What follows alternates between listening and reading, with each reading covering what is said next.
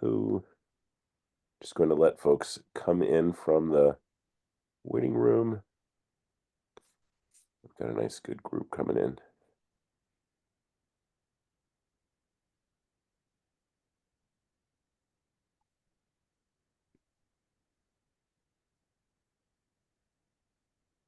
Okay. Well, good afternoon. My name is Ted Wells. I am the president of STEMconnector.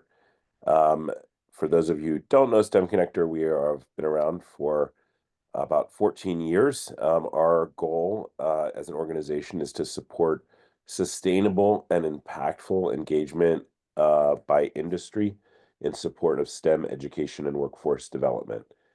Our members include industry, employers, and of course, post-secondary institutions, leading national nonprofit organizations, and we are a virtual organization. Our scope is predominantly national, and I'm thrilled today to be introducing our moderator, who is a longtime collaborator and friend, Ingrid Ellerbe, to discuss with a group of folks who are our best experts, who actually are in the midst of sort of exploring STEM careers and on track to help inform our understanding of what are things that have experiences that have driven them to be inspired and excited about STEM, as well as some learning experiences that they've had.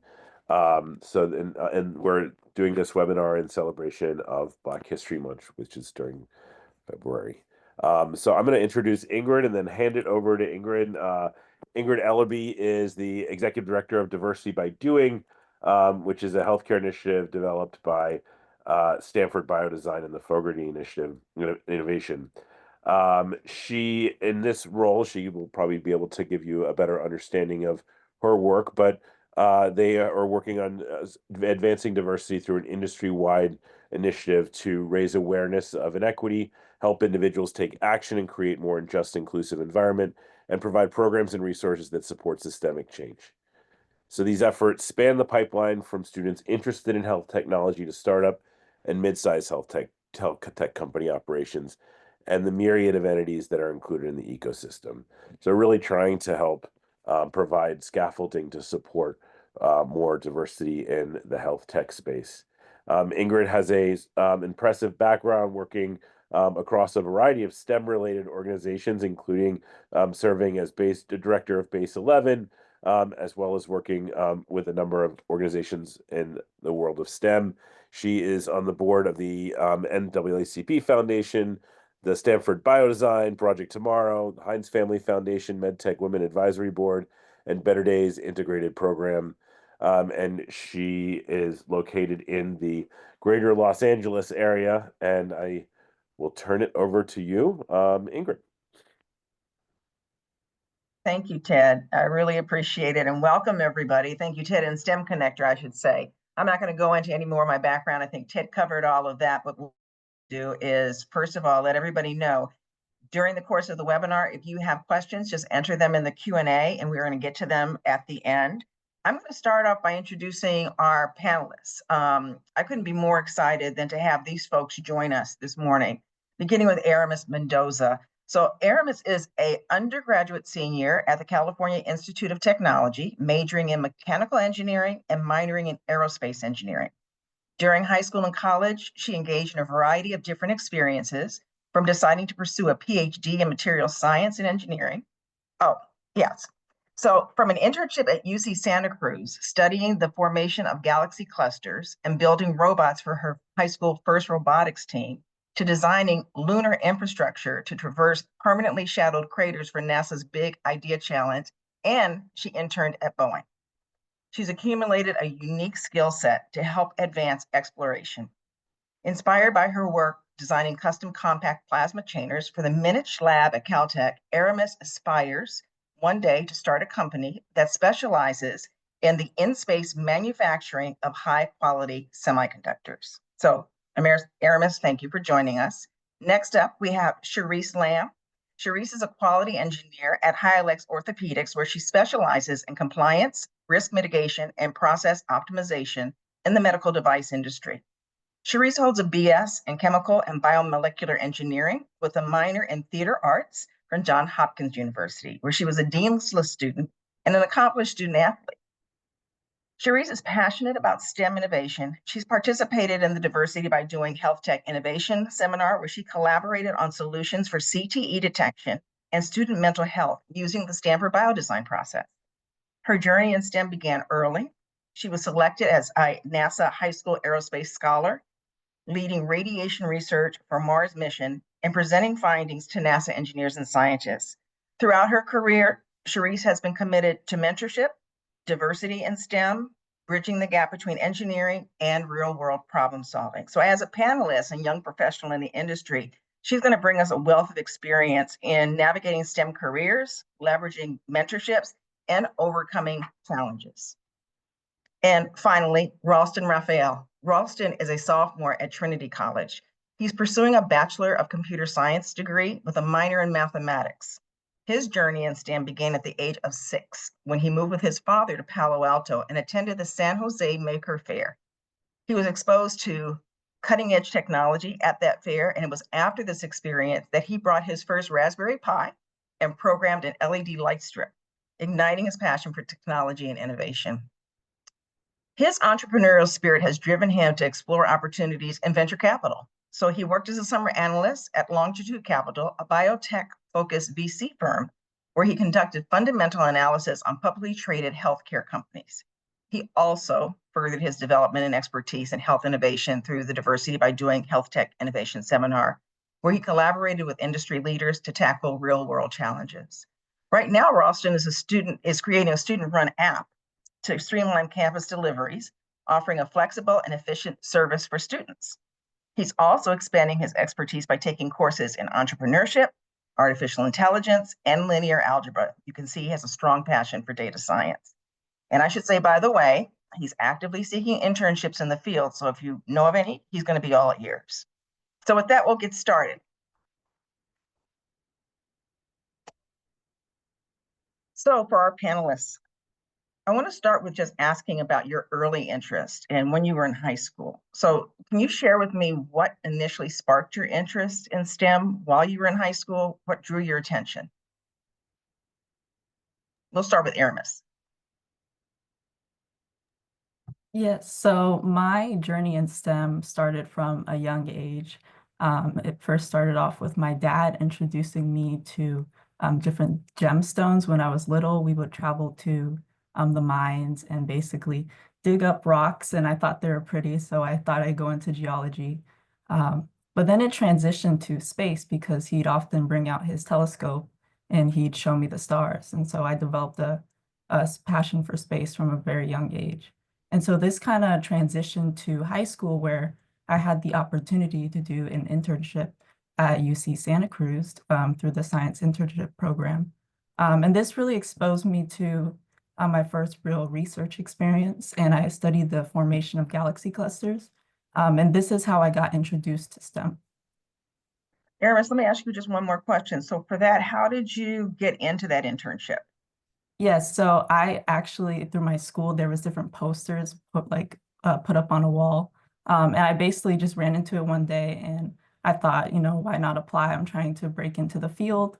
And I really need some experiences under my belt if I'm going to, pursue college after high school. And so I took a shot at it. I just filled out the application, and luckily I was accepted into the program. That's fantastic. Ralston, do you want to go next and share a little bit about what sparked your interest? Yeah, sure, I'd love to. So, I guess starting off, I've always been an athletic kid. I started off wrestling and playing basketball in middle school, and then into high school, I played football, track, lacrosse, and basketball. And so, exercise has always been something that has been really important to me. And, starting off in my STEM journey, in high school, I actually thought that I wanted to be a sports scientist. And so I would take summer courses at Foothill College for kinesiology and those types of things.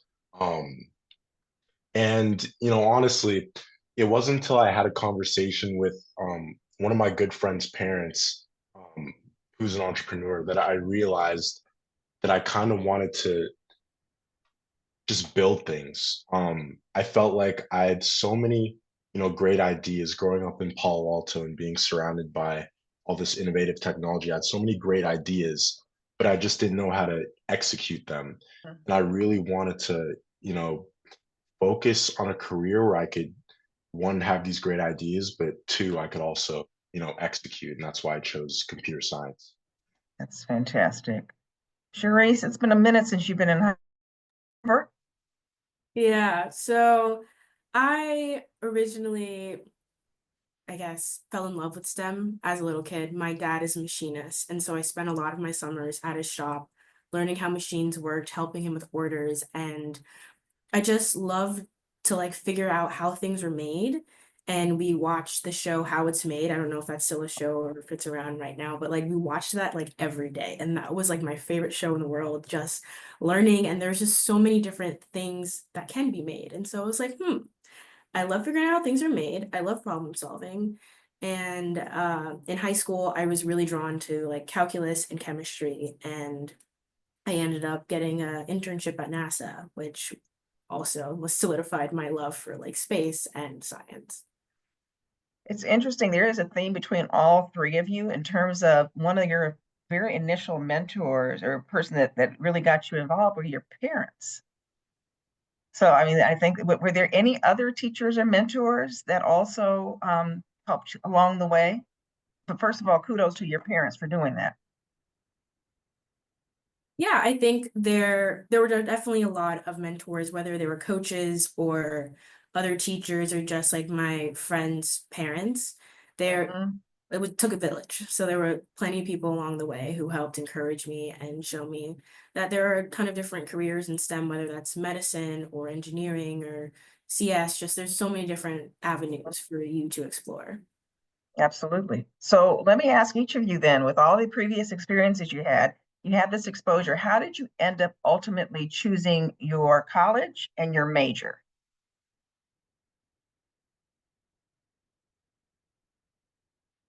Okay, Ralston, you have to go first now. All right. So, I mean, as I mentioned before, I kind of just wanted to learn how to build things like, apps and web pages from the ground up. Um, and I'd taken this course, it was called Enchanted Data and Machine Minds. And this was, I guess, an introductory course to, I want to say, just data science and machine learning. It was very broad, so we didn't really get into specifics in terms of, like linear algebra and neural networks. But it was a broad course, and I remember we were coding in Python, and I had done some work in like Python in the past, and it just felt like second nature. Like I was like, okay, this makes sense, and I was able to visualize it, and I started to just become, I guess, obsessed in a way. And um, it's my obsession for computer science that I guess drove me to choose it as a major. But yeah. You chose your college as well? Oh, I chose my college. Sorry, I was an athlete at Menlo. Ah, I went to Menlo High School in okay. Atherton, and I was on the football team, and so I got a football offer from Trinity College, and that's why I decided to go to the East Coast. I love that. That's surreal. Okay. All right, Aramis, how about you? Yeah, so I went to an all-girls high school in Palo Alto from really from middle school to high school. And so there's a lot of opportunities in Palo Alto, like Ralston said. And so I started off with that internship at UC Santa Cruz. But I found out that I really didn't enjoy astrophysics as much as I thought I would because it was more computational. And so I did this great program with Johns Hopkins Engineering Innovation, where it kind of introduces you to like different engineering disciplines. It gives you a little taste. So like civil engineering, chemical engineering, material science, mechanical. And when we got to the mechanical chapter, I basically just fell in love because I got to use my hands to build something and produce something that I could see the real impact of it. And so when I got back to school, after that summer, I decided that I was going to jump in and join the robotics team my junior year. And it was pretty intimidating because usually when you start off robotics, you start off like freshman year, or even people started all the way from middle school. And so I really had to work up the courage to just go join the team and kind of embrace robotics. And so I started to fall in love with it. I love the collaborative environment. I love working with my peers and developing new skills. And so that's where I really got set on pursuing either aerospace engineering or mechanical engineering as my pathway to space. And so when I was going through my college application process, Caltech was a school that I never really imagined that I'd be able to get into. It was kind of just where I would apply and put myself out there. But I had so much fun doing the application. It just seemed like something would work out. And it did. And so going to Caltech for aerospace, they don't have a aerospace major, but they have mechanical engineering and then the aerospace minor. It was truly a no-brainer, especially since it's so close to NASA JPL and there's just so many opportunities there. Yeah, absolutely. So, Cherease, it sounds like Aramis went to your alma mater to get her interest sparked at Johns Hopkins, but how did you choose going to Hopkins in your major? Yeah, so she's right on with the variety of like engineering majors. So I chose Hopkins because I'm from Texas and I desperately wanted to leave Texas. And so I was like, let's try Baltimore. But really I loved the variety of engineering majors, and I went into college planning to be pre-med, and I thought that majoring in engineering would set me apart from the crowd, and it would also guarantee me a job in case I ended up changing my mind and not wanting to be pre-med anymore, which ultimately happened. And so I went there for the rigorous courses, and I like their ChemBE program, which is chemical and biomolecular engineering. And I also got a full scholarship, so I couldn't turn that down. Yeah. It sounds like you guys all had an idea of what you wanted to do or where you wanted to start, but you made your adjustments as you transitioned into college, which I think is a really key thing for people that are pursuing their academic career to think about. Did you experience any kind of unexpected challenges? Because you're in high school, you're in your safe space, you're transferring to college. So were there any unexpected challenges that you faced when you transitioned from high school to college? I'll start with Cherease this time. Yeah, for sure. In high school, I did basically everything that I could. I was in all the AP classes. I played golf, basketball, track and field. I was in the band. I was volunteering. Like, I did a lot, and I never really thought about it being that much until I got to college and tried to do the same thing. Okay. My sophomore year, I was taking 20 credits, 16 of them being like upper engineering level courses. I was competing on the track and field team, doing theater, volunteering, and working a part-time job. And so I completely overbooked myself. And I realized that what would fly in high school definitely wasn't going to cut it in college. And so I really had to learn the importance of time management and scale back what was feasible. I rather be really good at a few things than kind of like average at everything. That's great. That's fantastic advice. Ralston? Yeah, that's a great question. And I guess kind of contradictory to Cherease, I felt like in high school, I didn't necessarily kind of do enough to put me in a good position for my major. I felt like, I mean, it was senior year when I really decided to go into computer science. And so, although, I wasn't really necessarily behind, I like always felt that way. And so, freshman year of college, I found myself just grabbing at opportunities everywhere I could go. We had an innovation fellowship for like young entrepreneurs that I joined, the computer science club. I became the media coordinator. And I think, the difference is that like those experiences, I think that they really matter. And I think it's best to get them in high school to start off. But, you know, if you start freshman year of college, it's really never too late, but just, make sure you're throwing yourself at new experiences is what I'd say. That's great. And Aramis, what was your experience like? Yeah, so for Caltech, it's known as this very rigorous place academically, and that was definitely the case. I thought that my high school prepared me pretty well, but when you get to Caltech and you really have to go through the academic courses, it's quite challenging, um, and it can be kind of invoke like imposter syndrome of not feeling like you belong. And so that was definitely a challenge that I faced coming into college.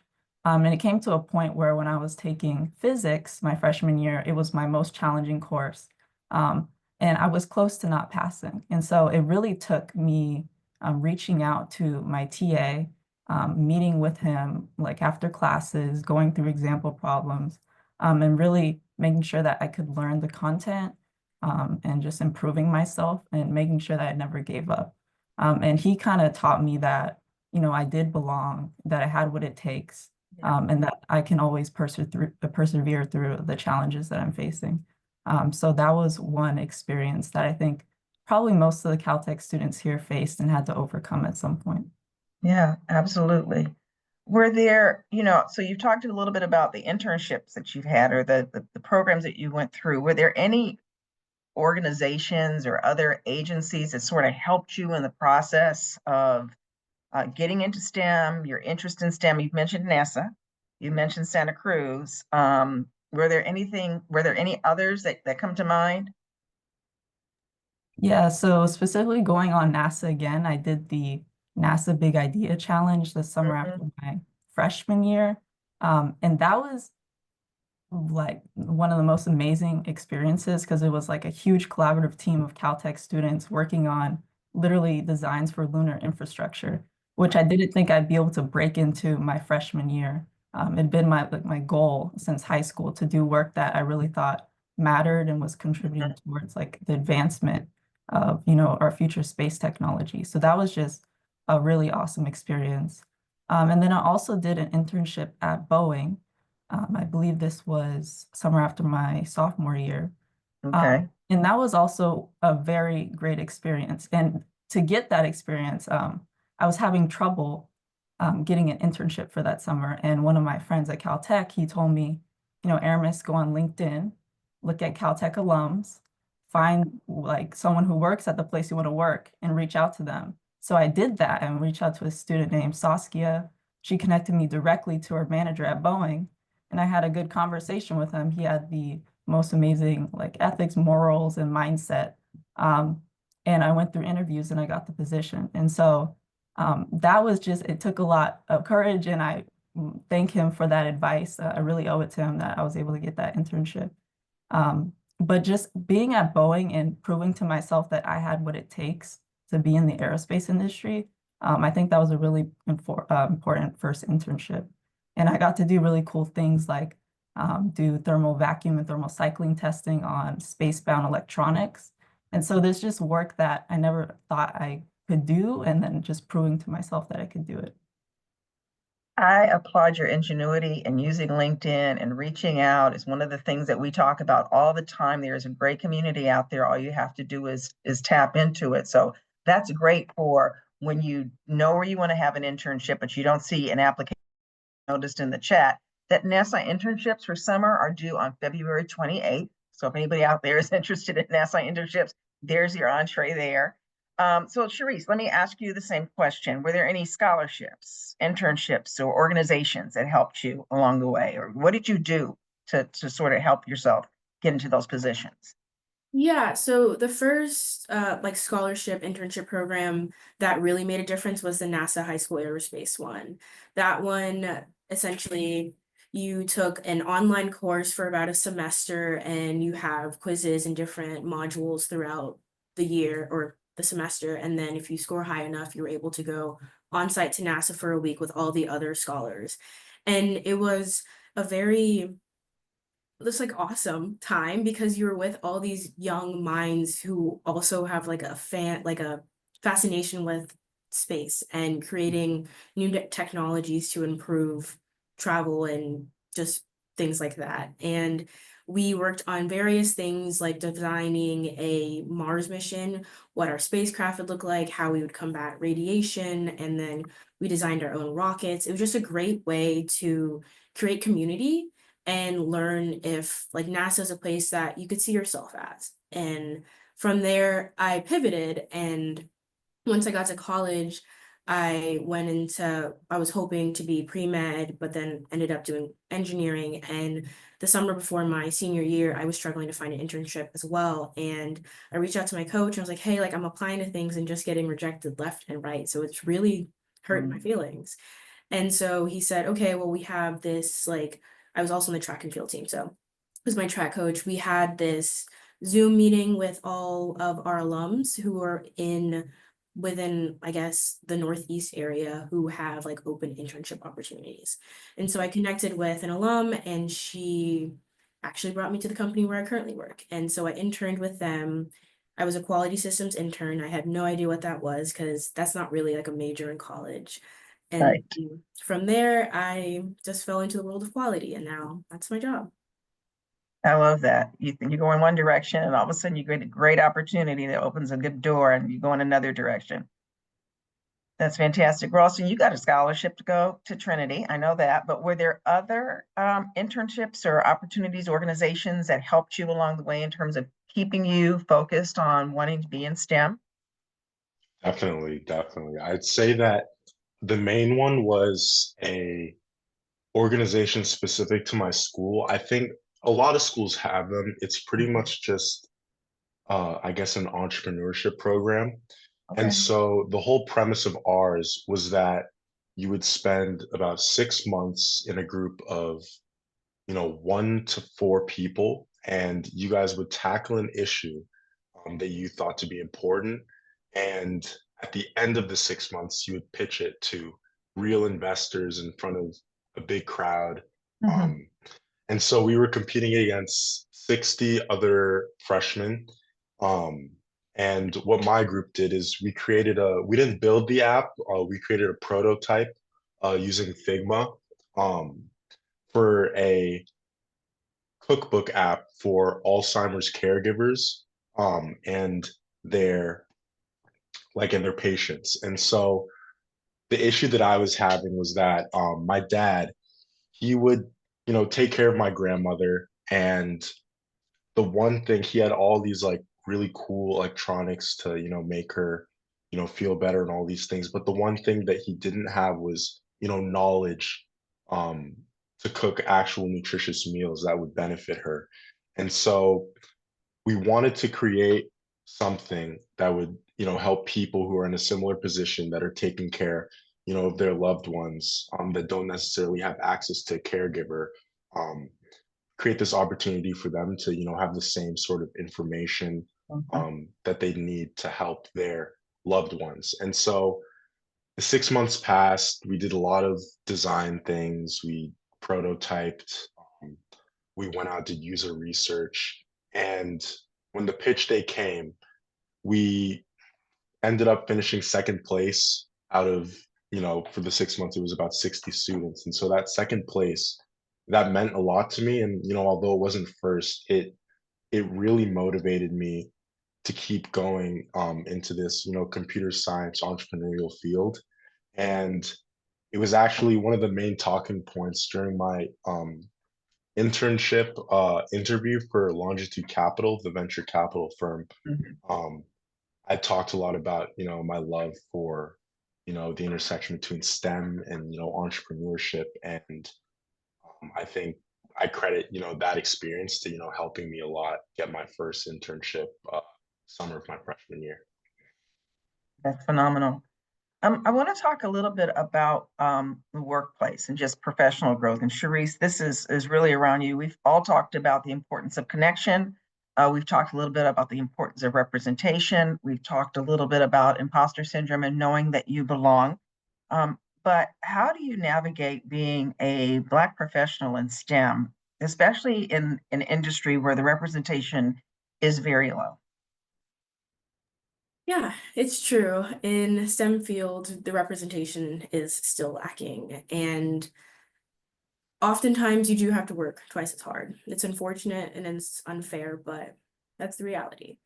And I think for me, the key has been just letting my work speak for itself. I'm proactive and I try to find if there's any like processes are inefficient, I identify them before an issue arises and try to figure out a way to fix that. And another, I think, crucial part about being successful in the workplace when it's challenging is to have a mentor or an ally. Having support, even if it's just from one person, really makes a difference. And like, thankfully, my manager is that person for me at work. And another thing is just staying confident. You have to know that you have value, you belong there. And even if you're the only person in the room like that, you got it. Believe in yourself, really. Yeah. We had a question come in, you guys, that, it basically says you were all similarly interested in STEM and sound like you excelled in high school. What about people who haven't selected STEM? What are ways to inspire them, particularly if they're not at even necessarily top of the class? How do you get young folks intrigued and interested and taking the kind of paths that you've taken? So as a bonus question, let's see, we'll start with Aramis. Yeah, that's a really great question. And, you know, if you have interest, it's a great thing that hopefully that's accompanied with like some self-motivation and just to go out, start doing your research, start looking at, if you're maybe a little interested in astronomy, you go look at some textbooks, you go learn some concepts, you reach out to people who, are maybe work in the field, are familiar with the field. There's always probably opportunities that you might not have been exposed to that are there. And so it's important to make sure the people in your circle, to make sure the people in your school, your family all know that you have these interests. So then they can also help advocate for you and help connect you. Because I really truly believe that it's never too late to pursue STEM or really do any switch that you want. There's so many people who start later than life or change directions. And I think you just have to really want to commit and want to try something new and put yourself out there in order to make that happen. And so I think just looking to your network, looking to the resources around you is super important to do that. Yeah. Ralston, anything to add to that? Yeah, I mean, it is a great question. I think that kind of what inspired me is, and this is a bit of it's a little bit of both, it's a little bit of, I feel like, wanting to actually like do these things and be interested in the subject that you're pursuing, but also just like looking at like the world that we live in and seeing, all these advancements in technology and all this stuff happening to, push us further into the future and just being inspired by that and just wanting to contribute to that overall, mission. I think that was probably one of the most like motivational, inspiring things for me was just thinking about how I wanted to make an impact on the world, in a big way. Yeah. Yeah. And Cherease? Yeah, I agree with both. I'm gonna echo what everyone said. I think if you have the passion, just follow it because like don't let anyone tell you can't do it. Like I love acting and theater, and so I was able to do engineering and theater in college, and that's still very much a passion for me. And you just have to want it really. So like you go out, find your community and people who have the same goal or who can help you achieve that goal, and you'll get what you want. Okay, I'm gonna flip this next question around. It's gonna be three parts. I want you to remember the three areas. I want to look at, you take a look forward in terms of just developing more people of color in STEM. What can industries do? What can schools do? And what can communities do in relation to basically better supporting young Black students in STEM? I'll start with you, Aramis. Yeah, I think one of the most important things is honestly touching on all three of those, is representation. Okay. And seeing yourself reflected in the positions you want to take. And I come from being one of three like Black girls in my grade and middle through high school. Very few Black girls in mechanical engineering here at Caltech. Very few Black professors I've ever interacted with in STEM. And so that can be very discouraging to see, just not seeing yourself represented in those positions you want to take up and always having to be, the first to do something, and it's intimidating. So I would say just more representation is what needs to be reflected throughout all of those, especially for schools, I would say, because those are the places where you're fostering, young minds, and it's important that you feel supported and you have those mentors to look up to. And then specifically for communities, when you are just one of the few, it's just really great to reach out to the other few that are also there. So I think it's important to know that you're not alone in this experience. And if you're going through this, then the people who are also think they're the only ones are going through this. And they're probably just waiting for someone to reach out or wanting to reach out to you as well. So it's a reciprocal thing. And I think more communities need to be built in that way. Okay. Cherease, what do you think? And you've had some experience now in industry as well as in school and community. What do you think they can do better to support young Black students in STEM? I completely agree with Aramis. Representation matters, and seeing people who look like us in STEM is rare, but when you do, it's inspiring and affirming. And I think industries can do things like STEMconnector is doing with hosting panels and networking events so that young minds can see that there is a future and there are people who look like me who are doing things that I want to be doing. And so it just inspires them and provides a pathway for them to connect with them. And mentorship programs at Big Little, like those type of programs are really beneficial, and I would have greatly benefited from that if that was around when I was in college. And I think schools can partner with more STEM focused programs so that these students can have these hands-on experience at an early age, and hopefully it just like launches them into success in the future. And I would like similarly, like I only had one Black professor in my time in college, and it wasn't even like specifically related to my major. Like it was for computer science, and I'm not a computer scientist, but just seeing him there and seeing him there meant a lot. And like that class was definitely challenging, but just having that connection made it a lot more, it just made it easier. And I actually did quite well in that class, and you asked me to be a TA. So like it really does matter, even if it's not like your passion, representation changes everything. Ralston? Yeah, I mean, I think everything that has been said is, really true. I'd like to add, Armis and Cherease. I have a little sister who just got into college. She's going to be at Carnegie Mellon for mechanical engineering, but she went to Castellet, and she reminds me like so much of you guys. And what I wish for her is that, when she does go to college, that she has, people that she could look up to, and mentors, kind of like the Big Little thing that you were mentioning. Because I feel like just having somebody who's been through, it doesn't have to be quite the same, but a similar process as you has made, mistakes and could teach you from them. I think that that's huge in this field, because there's so many things that you might miss, your freshman, sophomore year. And just having somebody, there with you to kind of, tell you things or lead you in the right direction, I think that that would be huge. I'm getting an idea for a student mentor organization that basically has representation. Thank you for giving me this thought, you guys. I want to also ask you, so you're a student in a space, you're at college, you're at work, or you're not a student, you're an employee. And how do you advocate for yourself in those spaces? I mean, how vocal can you be?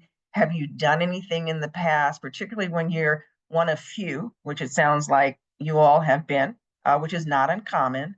But what is uncommon is how do you pay that forward? What can you do, and how can people advocate for themselves in those spaces? I'll let anybody go first. I'll take this one first. So I am the only Black engineer at my company, and you just have to be confident and know your worth and speak up when you feel like anything isn't going the way it should, I guess. Okay. You deserve to be there, and you're just as qualified, and you have to believe that for yourself.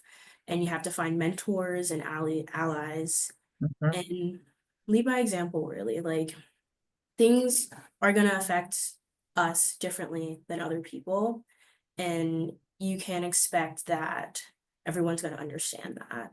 So you got to hold your head up high. Remember that your perspective is valuable, and diversity really leads innovation. So you were needed there. Yeah, when Ralston was talking about his dad and the cookbook, and so good intentions, but didn't have necessarily the knowledge of, that's innovation. I mean, and that is something that I think that we all bring to the table, but it's phenomenal to hear about it from you guys' perspective at such an early age. I just really hope that industry and people pay attention to the fact that you are breaking the mold, you're doing new things, you're bringing inspiration and innovation. And that's it's a huge value add to organizations. Aramis, what would you say? Yeah, I think that one thing that's helped me advocate for myself is first having a circle of trusted individuals who are here to support me, whether that's like my parents, whether that's my friends, specifically in a school setting, that's the friends. They've been essential to helping me, stand up for myself when I go through something and I share it with them and they're like, Aramis, that's not right. You need to speak on this and give me that little boost to really be an advocate for yourself. So I firmly believe that, Black people, we have always had to advocate over and over again, and it's tiring, but we continue to take that courage and step out and make sure that we're being heard. And so having a close-knit group of friends to really encourage me was really important. And I just say that all power to my parents for raising me and bringing me to where I am today. They set amazing examples, and I look to them whenever I feel like I'm down or if I need advice. My mom, she set the true example. I want to do a PhD, currently will do a PhD, and she was the first in her family to do that. And so having that example has been amazing. That's phenomenal. Ralston, anything that you want to add there? Yeah, I mean, I have to agree. I feel like my parents have been the main people that I guess have shaped me into the person I am and how I'm able to be so outspoken and articulate.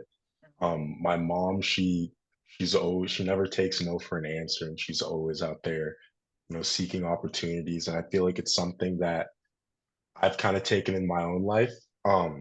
Being the media coordinator for the computer science club, um, I just feel like, and as a Black man, I feel like the way that I kind of set myself apart in these spaces is through hard work.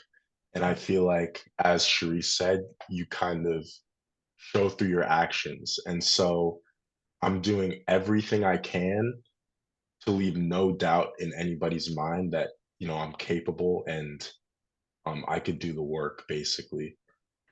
Yeah.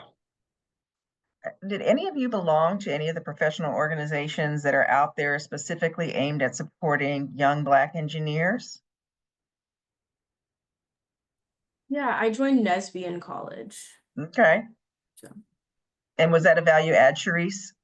yeah, it was great to see people who look like us doing engineering. It was a really good community and helped me a lot through college. Anybody else? Anything else besides NESB, Ralston? Yeah, I'm a part of this organization online called Color Stack. Um, just for, you know, African American computer science engineers, pretty much in everybody in STEM. And then I also attended last year in November, I attended Afrotech, which was a conference for, you know, African Americans in tech, to kind of, you know, see some companies. There was like, you know, Roblox, Apple, Microsoft, Google, and just, you know, hear from other employees and recruiters on, you know, how the companies are. Yeah. Aramis? Yeah, I'll echo Cherease and say NSBE was one that I joined. And then also when I came to Caltech, they had basically a graduate Black student union, and they let undergrads attend, but there hadn't been a real Black student union for undergraduates established. And actually some of the people in my grade were the first to kind of put that community together. And so being a part of the Black student union has been super critical to my experience in making sure that you know, we're able to connect and feel heard and bounce off problems that we're having and just having that network. That's great. You guys, this has been really good. I would love the opportunity so folks that are listening to pose any questions that they have while they have access to you. You guys are three remarkable young professionals, young students that are coming along and going to be the next face of what we're doing in STEM. So I think it's important that we have this opportunity to interact with you. Do we have anybody that has any questions out there? I'll give it a beat.